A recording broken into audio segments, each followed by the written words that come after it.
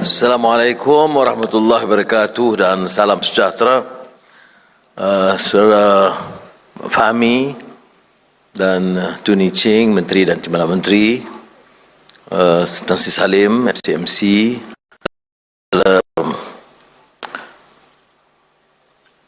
Simon daripada Huawei dan Saudara Julian, Government dari GSMA dan rakan-rakan saya muliakan.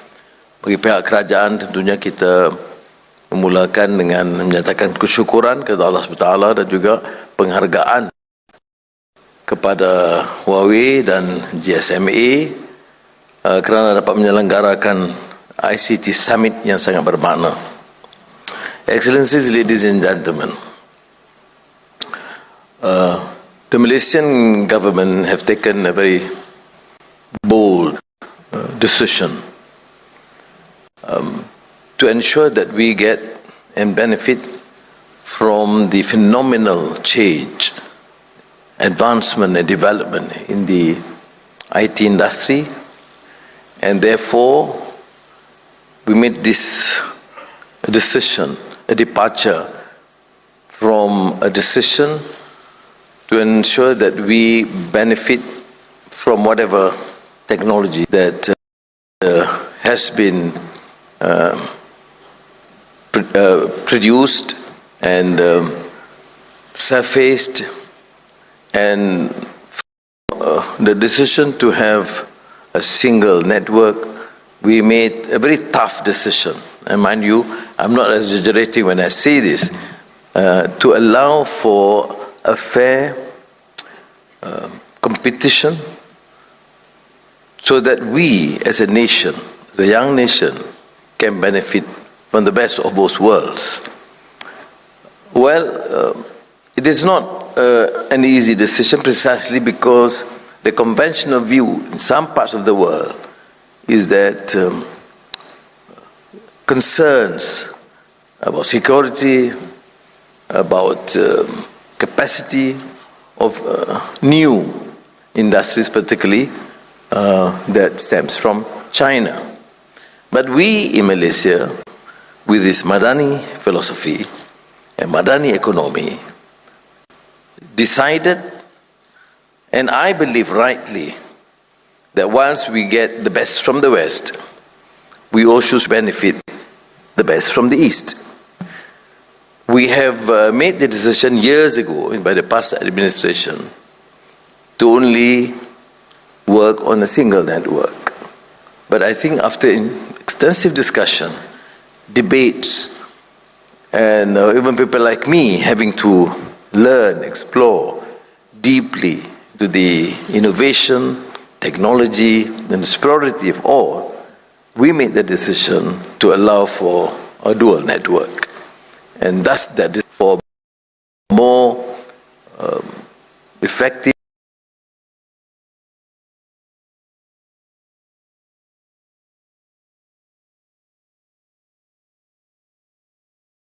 and I think we will be proven right, because as a young nation, whilst we have benefited immensely from the contribution from the West, from the United States and Europe, in the initial part of our development and the industrial strength in Penang and the Lembah Kelang, we also realize that the geopolitics and economic changes have impacted upon our country, and we have seen the growing rise of China and to an extent India.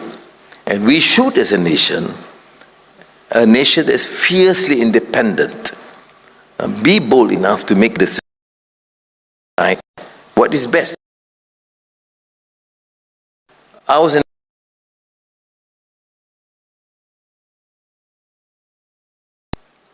yesterday evening, so I'm a bit dazed, particularly when I'm not reading the text.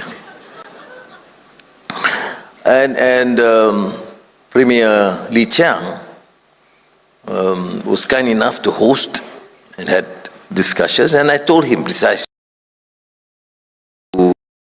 Malaysia as vibrant economy with an independent stance to benefit because we are benefited, as I said, without exaggeration, from the technology of, from Intel to Motorola and etc., from the United States, who continue to be a friend, but we see that our neighbor, China, has shown a lot of interest and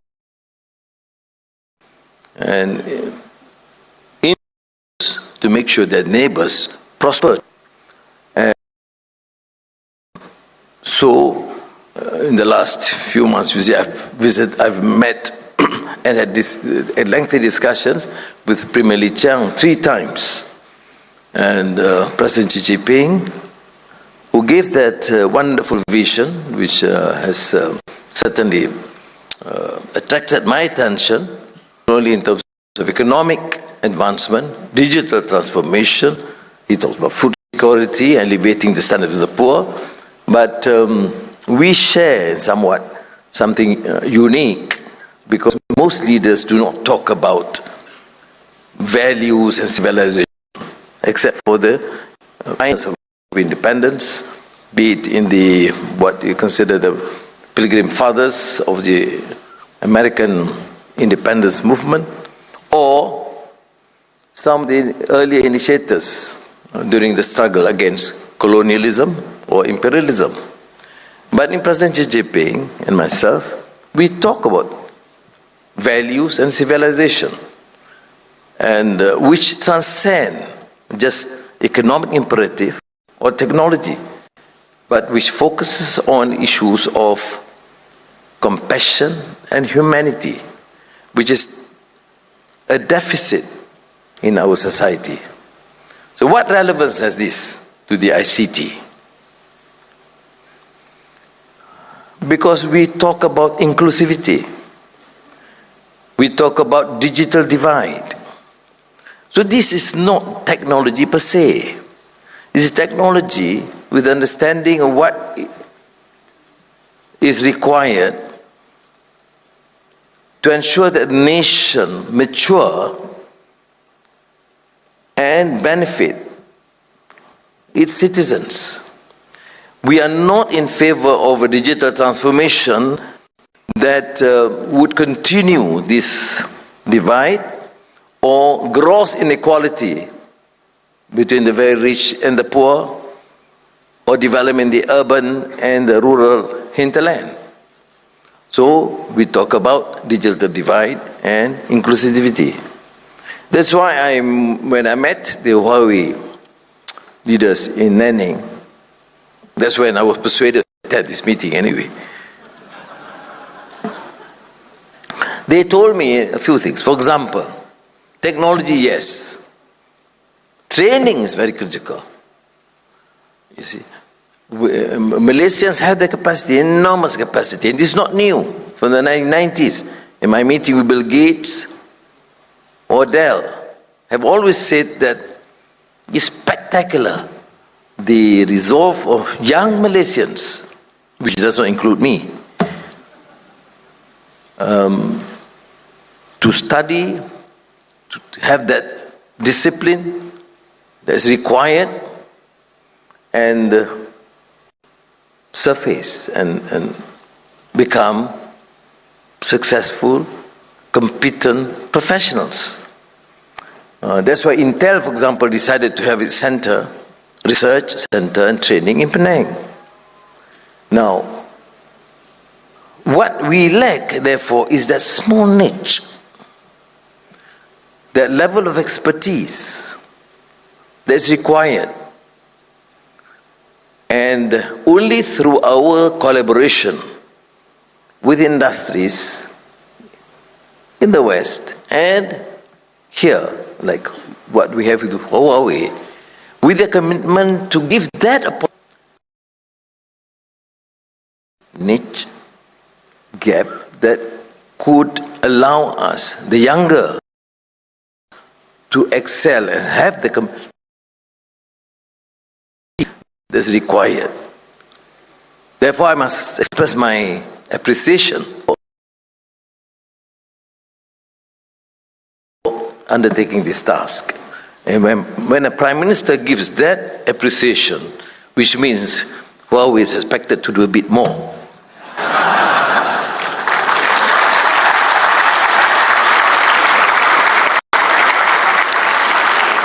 And this collaboration would, of course, immensely assist Huawei as a company, but in our attempt to undertake this whole process of digital transformation, which is entrusted partly to MCMC. So, Tan Sri Salim, please listen carefully and make sure this collaboration act works. Now, so inclusivity, because a society cannot sustain itself. When we talk about sustainability, it's very important. When you refer to the issue of SDG, not only inclusivity, issue of inequality, and SDG specifically, because to me, in the Madani philosophy, it cannot be sustainable if we look purely in terms of technological change or transformation without care, concern, and compassion to ensure that every single citizen in this country is given that opportunity. That's why our 5G network made it abundantly clear. It's just not a matter of technology, but it's a matter of ensuring that every single citizen, from the urban squatters or urban poor to the remotest area in Sabah or Sarawak, must be given that opportunity and access and connectivity. Otherwise, to my mind, it is not sustainable. Sustainability is not to benefit few or ruling clique. Sustainability is every single citizen will benefit. That is why we do not represent a view using this race card in this country.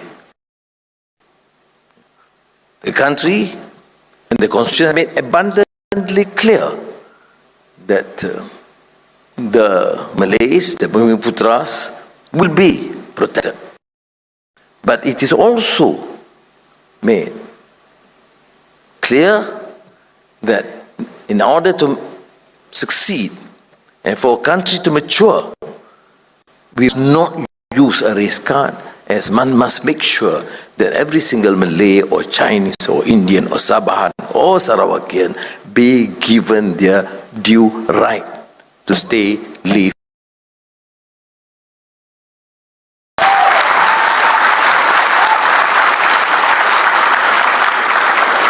So, I just want to express again my appreciation and to reiterate what we have said before when we embarked upon this whole issue of digital transformation, because it requires a new mindset, a new attitude, and a new preparedness for us not only to learn but also to share. And the pace must change. Digital transformation and not ease of doing business. Cabinet this morning, and I've reiterated this similar point, that we have the potential, and thank God, when we were in New York recently, you can sense the enthusiasm, recognition of potential investors to Malaysia. But we will have to respond accordingly, not only through digital transformation, but to make sure that there is ease of doing business, there's clarity in policy. That is why we have pronounced the Madani economy, the energy transition plan, the industrial master plan, and even our midterm review of the 12th Malaysia plan was actually a departure from a notion the traditional notion of thinking about 5-year plan to something that's adjusted according to the needs of the times, including the issue of digital transformation. Now, next month, I will have to present to Parliament the second Madani economy. And I believe the issues I have raised here and the issues that you have raised in your deliberations, if well summarized, can be presented to Fahmi, who shouldn't just sit and enjoy my speech, but to take notes and present to me so that we can improve the Madani budget. So thank you again for this opportunity, and I've decided not to read the text, which is going to be extremely boring to you. And mind you, most of you have better understanding and competence, so let me give the macro outlook and introduce or remind you about the new approach by this administration. So terima kasih sekali lagi kepada semua. Wassalamualaikum warahmatullahi wabarakatuh.